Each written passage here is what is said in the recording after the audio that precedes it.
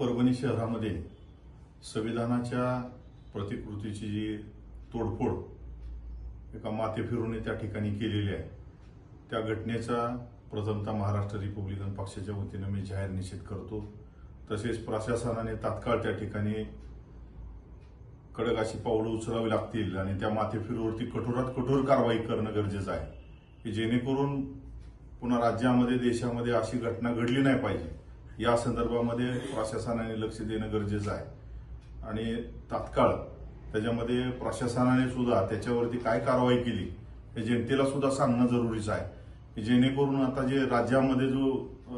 आंबेडकरी जनतेमध्ये जो संताप व्यक्त केला जातोय, प्रत्येक ठिकाणी आंदोलन जाळपोळ ह्या गोष्टी पुढच्या सरकारला जर थांबवायच्या असतील तर त्या ठिकाणी तात्काळ प्रशासनाने जी कारवाई केलेली आहे आणि त्याच्यावरती कठोरात कठोर कारवाई करून जी कारवाई केलेली आहे ही